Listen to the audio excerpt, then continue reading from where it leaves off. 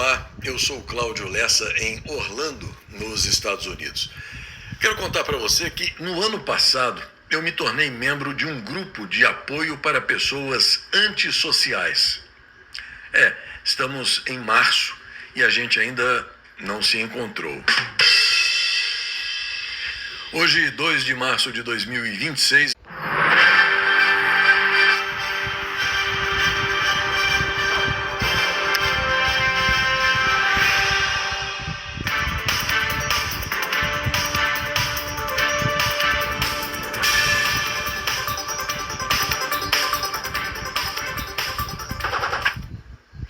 A grande notícia do fim de semana que passou é, sem dúvida, o desmantelamento quase completo da estrutura governamental iraniana, começando com a eliminação do Zé Turbante principal, o Ayatollah Ali Khamenei, a partir de um esmagador ataque desfechado por Israel com o apoio dos Estados Unidos. Logo em seguida chegou a confirmação de que o Ayatollah chegou em segurança ao inferno. Nas imagens liberadas pelos meios de comunicação iranianos e israelenses, pode-se ver a magnitude do ataque aéreo que surpreendeu Teherã com mísseis destruidores de bunkers, realizado durante o dia e não à noite, como de costume, o que certamente pegou as autoridades iranianas completamente desprevenidas. O ex-presidente do Irã, Mahmoud Ahmadinejad, também desviveu nos ataques de Israel, segundo informou a agência de notícias estatal. O político, amiguinho do peito do maior ladrão da história do Brasil, foi despachado para o inferno ontem, na casa dele em Teherã, junto com o guarda-costas, de acordo com a mídia estatal.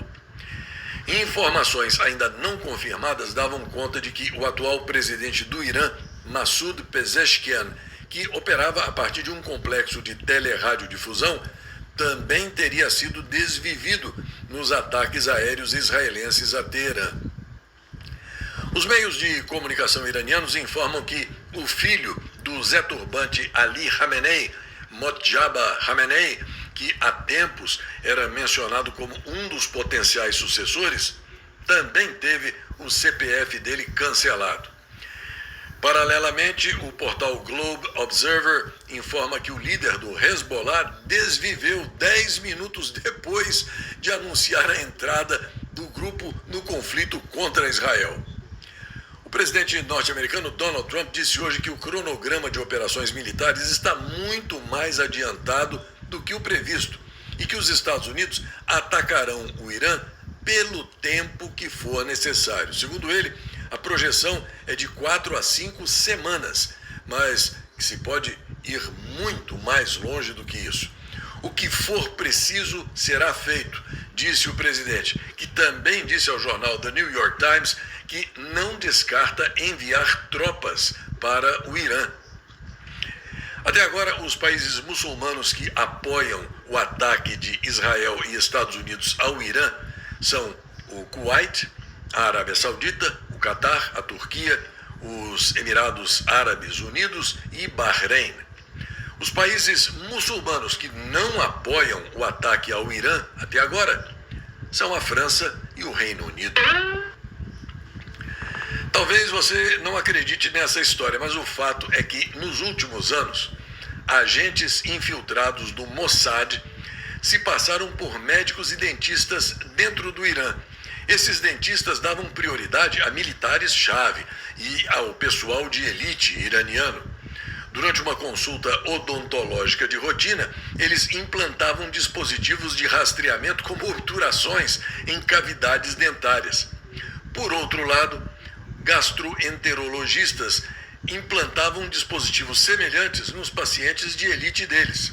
Ontem, o Mossad sabia exatamente onde cada um deles estava, incluindo a esposa e os familiares do Zé Turbante Ali Khamenei, e enviou mísseis contra todos eles. Mais de 400 militares e funcionários governamentais de elite foram eliminados nos primeiros momentos. Talvez essa seja uma das razões pelas quais os israelenses sabiam onde Khamenei estava se escondendo quando o ataque foi desfechado. No fim das contas, o Irã agora está completamente nu, militarmente falando, claro.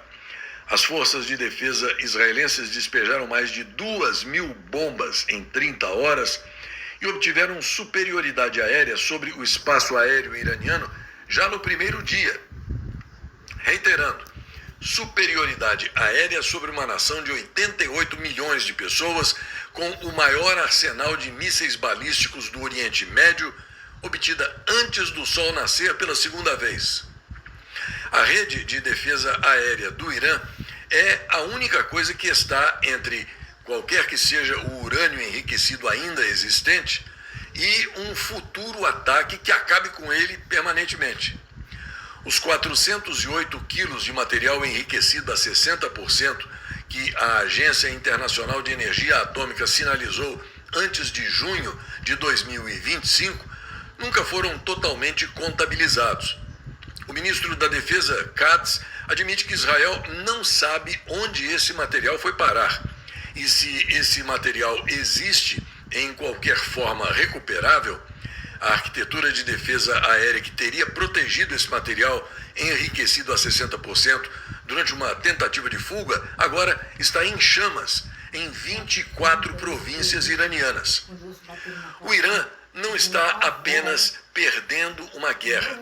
O Irã está perdendo a capacidade física de proteger o único bem que garantiu a sobrevivência do regime, a opção nuclear latente. Sem as defesas aéreas, sem os lançadores, sem a estrutura de comando, a proteção nuclear fica exposta. A República Islâmica acaba de se tornar o primeiro Estado no limiar de ser uma potência nuclear a ter o seu poder de dissuasão nuclear removido em tempo real, enquanto o mundo assiste. Nenhum livro didático sobre guerra aborda o que pode acontecer a seguir.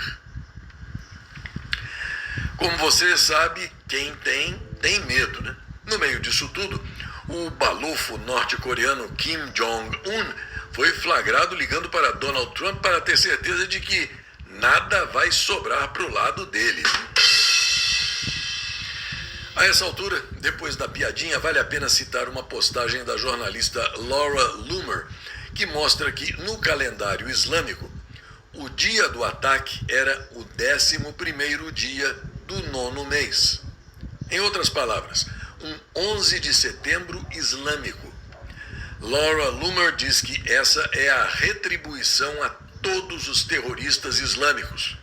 O presidente Donald Trump realizou os ataques sobre o Irã no 9 de setembro do Ramadã. E por isso ela diz que ele é um gênio absoluto. Para finalizar, ela faz um trocadilho com a expressão rest in peace, ou seja, descanse em paz. Mas ela escreve rest in peace. A pronúncia é quase a mesma, mas o significado é descanse no mijo, Khamenei. E dos Estados Unidos nós vamos para a Austrália, onde Rita Panahi, apresentadora de origem iraniana que trabalha para a Sky News, se despediu do Zé Turbante Ali Khamenei falando na língua dele. O que ela disse diante das câmeras para o mundo todo em persa foi o seguinte: Hedar sag, khak be sared, besuz tu jahannam. Os outros dois apresentadores não entenderam nada, mas concordaram integralmente com ela. Agora, uma rápida olhada no Irã, governado por esse terrorista disfarçado de líder religioso. Nessa foto, o criminoso aparece com uma expressão em Hausa sobre a cara dele que diz: de fato, pertencemos a Alá e de fato a Alá deveremos retornar. Atefe Rajab Sahala era uma garota de apenas 16 anos da cidade de Neca, na província iraniana de Mazandaran. Uma garota feliz que desfrutava de sua juventude. Um dia, enquanto ela estava num táxi, ela foi presa pela polícia da moralidade por não estar usando um hijab, aquele pano de chão enrolado na cabeça. Atefe enfrentou dias de tortura e de estupro nas mãos dos capitães Zahibi e Molay, que mais tarde confessaram os crimes em meio às reclamações dos familiares e da indignação mundial. Trazida diante do juiz Haji Reza, cambaleando e sangrando por causa das repetidas agressões, ela implorou ao juiz Haji Reza por justiça e punição aos algozes dela. Em vez disso, o juiz deu uma sentença determinando que ela fosse executada pelo crime de adultério e de castidade, sendo que a garota foi estuprada e torturada no cativeiro. Atef desafiou a sentença de morte que ouviu, arrancando o hijab e jogando o pano nos pés do juiz. No dia 15 de agosto de 2004, ela foi enforcada publicamente, suspensa por um guindaste na pracinha da cidade dela. Mais tarde, o próprio juiz admitiu ter estuprado e torturado a garota durante interrogatórios. Esta era a vida sob o domínio desse canalha que agora está no colo de Alá, como diz o ditado publicado acima da foto da cara dele. E agora, em homenagem a Atef, essa iraniana retira esse pano de chão, o hijab, num ato simbólico de desafio à tirania desses canalhas fantasiados de religiosos. Nesse meio tempo, a China lançou o que está sendo considerado uma mega bomba. A ditadura comunista chinesa vazou publicamente o mapa completo das bases militares dos Estados Unidos no Oriente Médio. Pistas, depósitos, baterias de mísseis Patriot, centros navais, todos eles ao ar livre. A China acabou de deixar bem claro onde está e desafiou abertamente os Estados Unidos no cenário mundial. Isso não é diplomacia sutil. Esse é um movimento de poder direto que pode resultar numa encrenca sem tamanho. A monumental encrenca no Oriente Médio repercutiu no Fazendão, como não podia deixar de ser. O MST, o braço terrorista do desgoverno Petralha de ocupação, saiu em defesa do Irã depois dos ataques dos Estados Unidos e de Israel. Os terroristas publicaram uma nota condenando os ataques militares e classificando as ações como criminosas e atribuídas a regimes imperialistas e sionistas. Os paulo-freirianos de QI 83 também queimaram uma bandeira dos Estados Unidos e afirmaram que o ataque ocorreu em meio a negociações diplomáticas. Como você pode ver, esses militontos semi-analfabetos não acompanham o CL News, senão eles saberiam que a diplomacia foi para Cucuia na quarta-feira da semana passada, como foi relatado aqui em detalhes. Além disso, o Ayatollah Roubano soltou uma nota afirmando que os Estados Unidos pagarão um preço caro pelo que estão fazendo. Mais tarde, o mesmo Ayatollah Ali Roubanei, o Zé Turbante do Brasilistão, falou em rede nacional fazendo uma convocação a todos os militontos de QI 83 diante da agressão norte-americana e israelense aos terroristas coitadinhos do Irã.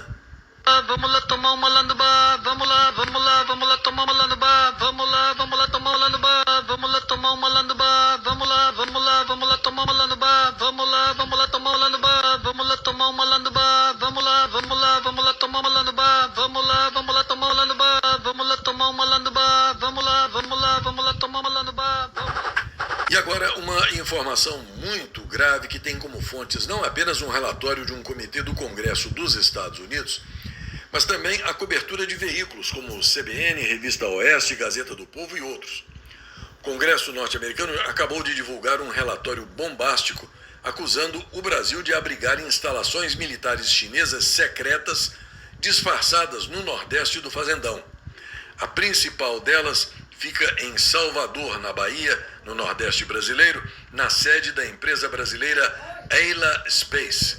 Chamada de Tucano Ground Station, a estrutura é uma parceria com a companhia chinesa Beijing Tianlian Space Technology e, segundo os Estados Unidos, serve para rastrear satélites e coletar dados que podem ter uso militar. Outra instalação citada, um laboratório de radioastronomia Brasil-China na Serra do Urubu, também lá na Bahia, focado em tecnologias avançadas para exploração espacial profunda. O relatório, intitulado Atraindo a América Latina para a órbita da China, diz que Pequim está usando parcerias civis como fachada para expandir a influência militar, econômica e de inteligência na região. O Brasil é mencionado 15 vezes. E quanto ao Exército, Marinha e Aeronáutica brasileiras? Silêncio total até agora. O problema é que isso é muito sério. Os norte-americanos estão alertando que essas estações terrestres podem ajudar a China em operações estratégicas bem no quintal do fazendão.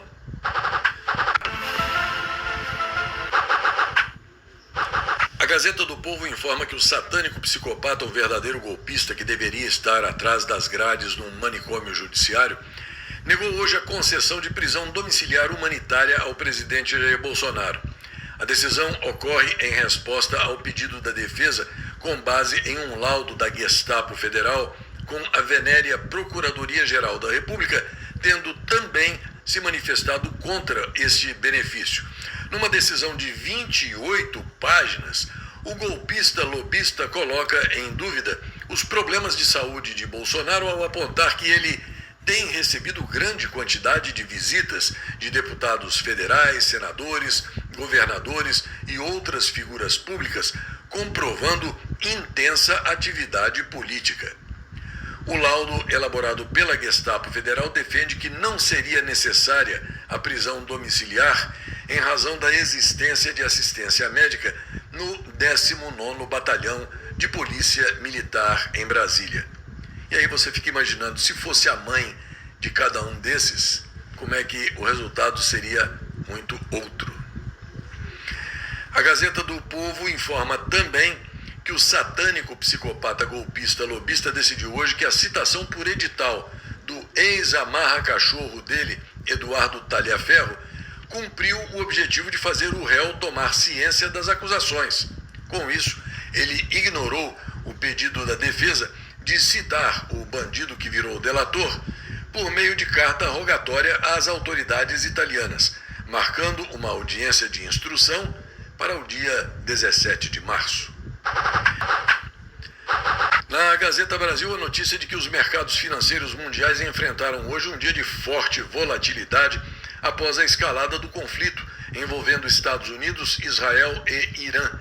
A tensão no Oriente Médio provocou disparada nos preços do petróleo e do gás natural, além de instabilidade nas bolsas e no câmbio.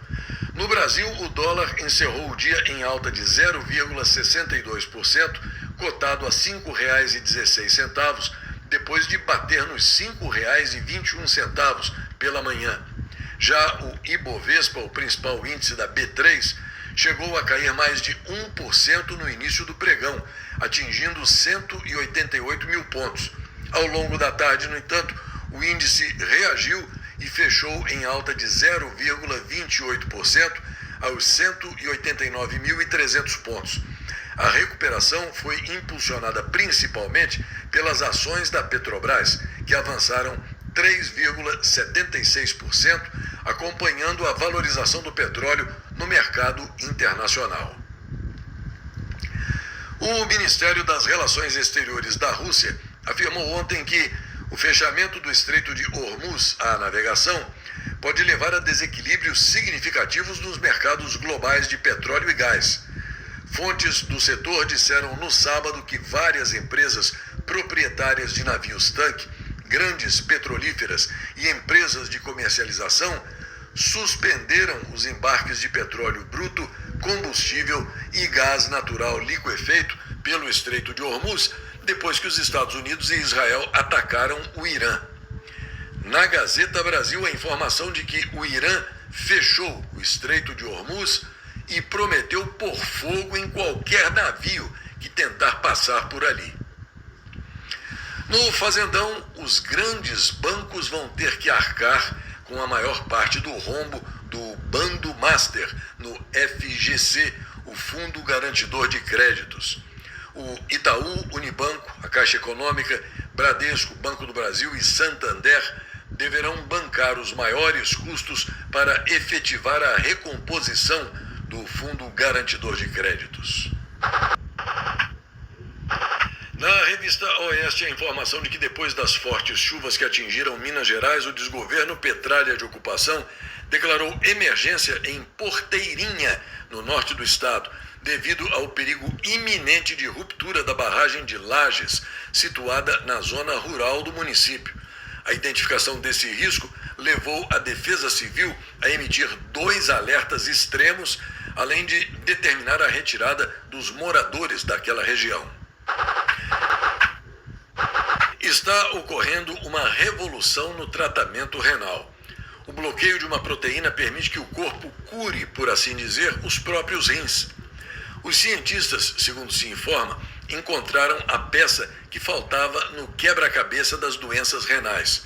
Um estudo de ponta revelou que bloquear a interleucina 11, ou IL-11, permite que as células do rim se regenerem sozinhas, combatendo a fibrose que hoje leva milhões de pessoas à hemodiálise. O que eles dizem é que a proteína IL-11 é a vilã que causa cicatrizes que paralisam o órgão. E a solução são os novos medicamentos que estão sendo testados, que conseguem anular essa proteína. A situação atual é de que a pesquisa é promissora, mas ainda está em fase de laboratório. A hemodiálise continua sendo vital hoje, mas o horizonte da medicina nunca esteve tão próximo de uma cura real para a insuficiência renal. Como se vê, o desenvolvimento científico não para.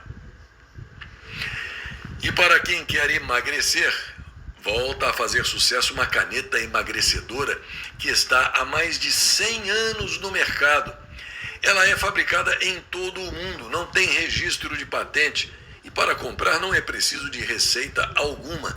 Você nem precisa falar com médico algum. É só entrar numa loja de ferragens e não numa farmácia e comprar a sua. Uma caneta emagrecedora dessas funciona durante vários anos. Eu diria que dura praticamente a vida inteira. Esta edição está terminando. E mais uma coisinha. Nessa revolução em andamento no Oriente Médio, o que se vê é o povo iraniano nas ruas comemorando a queda de uma ditadura criminosa, terrorista, sanguinária. Mas no Fazendão, o Joaquim Teixeira lembra que quem entende mesmo dessa situação é o professor de história de 39 anos, maconheiro, cheirador, fã de Bad Bunny, que chama o cachorro de filho e que ainda mora com a mãe. Até a próxima.